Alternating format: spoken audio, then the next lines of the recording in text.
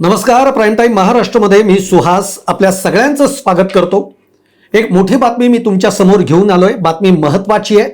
बातमी यासाठी महत्त्वाची आहे कारण हा या देशातल्या करोडो जे भक्त आहेत, श्री प्रभू रामचंद्रांचे जे भक्त आहेत, ज्यांनी श्रद्धेने या राम मंदिराच्या निर्माणासाठी देणगी दिली आहे आणि त्या दानपेटीतला जो घोटाळा समोर आलेला आहे, या घोटाळ्याच्या प्रकरणी आता दोन महत्त्वाच्या व्यक्तींनी राजीनामा दिलेला आहे.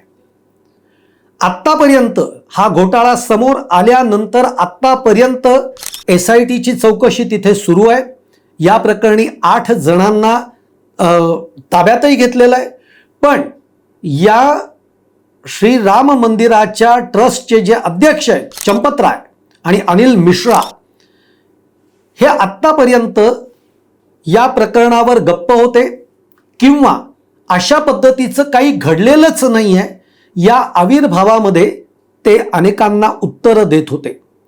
त्यामुळे प्रश्न हा निर्माण झाला होता की ही मंडळी राजीनामा देणार आहेत का नाही. नैतिक जबाबदारी स्वीकारून या मंडळींनी राजीनामा देणं गरजेचं होतं. जर तो दिला गेला नसता तर आज राष्ट्रीय स्वयंसेवक संघाच्या प्रतिष्ठेला धक्का लागला असता, सरकारच्या विश्वासार्हतेला धक्का लागला असता आणि म्हणून हा प्रश्न वारंवार विचारला जात होता.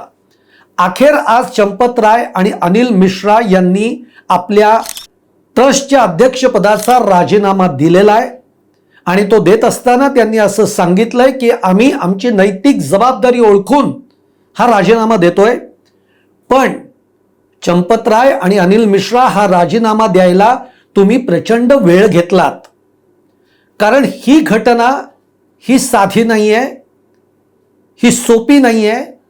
ती यासाठी नाही आहे कारण हा घोटाळा जो आहे तो प्रभू श्री रामचंद्रांच्या मंदिरातल्या दानपेटीच्या बाबतीतला आहे. प्रभू रामचंद्र म्हणजे मर्यादा पुरुषोत्तम. आपण सगळ्यांनी रामायणाची कथा ऐकलेली आहे की जेव्हा प्रभू रामचंद्रांनी सीता मातेला लंकेमधनं रावणाच्या तावडीतनं सोडवून आणलं आणि त्यानंतर आपल्या प्रजेतला एक व्यक्ती हा एक शंका उपस्थित करतो आणि त्यानंतर सीता मातेला अग्नी परीक्षा द्यावी लागते. खरं तर प्रभू रामचंद्रांना पूर्ण माहिती असतं की सीता माता ह्या पवित्र आहेत, पण त्यावेळेला जो निर्णय घ्यायचा असतो तो एक पती म्हणून नाही तर राजा म्हणून त्यांना निर्णय घ्यायचा असतो आणि त्यांनी तो राजा म्हणून निर्णय घेतला. ही कथा आपल्याला काय शिकवते आणि म्हणूनच आपण मर्यादा पुरुषोत्तम प्रभू रामचंद्र असं म्हणतो. आणि त्या रामचंद्रांच्या मंदिरामधल्या जे मंदिर आज अयोध्येमध्ये उभं आहे, दिमाखामध्ये, आज या देशातले करोडो जे काही रामाचे भक्त आहेत, तिथं मंदिर व्हावं ही प्रत्येकाची इच्छा होती. ते मंदिराचं निर्माण कार्य झालं. प्राणप्रतिष्ठा जेव्हा झाली तेव्हा या देशामध्ये अक्षरशः जणू दिवाळी आहे की काय असं वातावरण या भारत देशामध्ये होतं. ही लाजिरवाणी गोष्ट आहे की प्रभू श्री रामचंद्रांच्या दानपेटीमधल्या पैशाचा घोटाळा होतो. कोणी 20 कोटीचा म्हणतंय, कोणी 200 कोटीचा म्हणतंय. तो घोटाळा कितीचा आहे हा महत्वाचा नाहीये. एक लक्षात घ्या, आज अत्यंत श्रद्धेने माणूस आपल्या खिशामध्ये हात टाकून भले त्याच्या हाताला 1 रुपया जरी आला तरी कोणाचाही दबाव नसतो आणि तो त्या दानपेटीमध्ये अत्यंत श्रद्धेने दान करत असतो. त्या दानावर तुम्ही डल्ला मारता, त्या दानामध्ये तुम्ही घोटाळा करता, ही लाजिरवाणी गोष्ट आहे. आणि आतापर्यंत 8 जणांना जेव्हा अटक झाली तेव्हा हाच प्रश्न उपस्थित झाला होता की या ट्रस्टचे अध्यक्ष काय करताय. आज तुम्ही अध्यक्ष आहात ना, तुमच्या नजरेखालीच सगळा कारभार चालतोय आणि तरीही हा घोटाळा होतोय. तरी एका घोटाळ्यातनं चंपतराय यांना सही सलामत बाहेर काढलं गेलं. अयोध्येचा मंदिर निर्माणाच्या वेळी जमीन घोटाळा झाला. या जमीन घोटाळ्यामध्ये सुद्धा चंपतराय यांचं नाव अडकलेलं होतं, पण त्यातनं त्यांची सुटका झाली आणि आता त्यानंतर दानपेटीतला हा घोटाळा समोर आलेला आहे.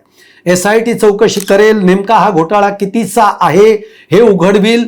चंपतराय आणि अनिल मिश्रा यांनी राजीनामा तर दिलाय, त्यांचीही आता चौकशी होणं हे गरजेचं आहे. या प्रकरणामध्ये आणखीन किती लोक गुंतलेली आहेत, हे सगळं प्रकरण कसं घडलं, का घडलं, हे या देशाच्या समोर, आज भक्तांच्या समोर, रामभक्तांच्या समोर हे आलंच पाहिजे. आज संपतराय जे आहेत, हे संपतराय विश्व हिंदू परिषदेशी संबंधित आहेत. त्या माध्यमातून ते राष्ट्रीय स्वयंसेवक संघाशी संबंधित आहेत.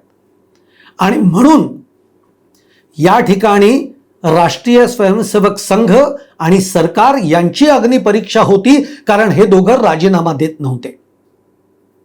आणि म्हणून मी म्हटलं की हा जर राजीनामा दिला नसता तर संघाला इतका मोठा धक्का बसला असता की पुढचे काही दिवस, काही वर्ष संघावर तो डाग राहिला असता. पण आज संपतराय आणि अनिल मिश्रा यांनी राजीनामा दिलाय, त्यांची चौकशी व्हायला पाहिजे. जर या चौकशीमध्ये ते दोषी आढळले तर त्यांच्यावर कडक कारवाई सुद्धा, कठोर शिक्षा सुद्धा, त्यांना जी काही असेल आपल्या कायद्यामध्ये ज्या पद्धतीची शिक्षा असेल ती कठोरातली कठोर शिक्षा त्यांना व्हायला पाहिजे. हेच त्यातलं महत्वाचं आहे. कारण तो प्रभू रामचंद्रांच्या दानपेटीतला घोटाळा आहे. तो कोणताही देवस्थान असू देत, कोणतंही देवस्थान असू देत, कोणत्याही धर्माचा असू देत, त्या दानपेटीवर डल्ला मारण्याचा कोणालाही अधिकार नाहीये. कारण तिथे सामान्य व्यक्ती श्रद्धेनं ते दान आपल्या देवासाठी, परमेश्वरासाठी देत असतो.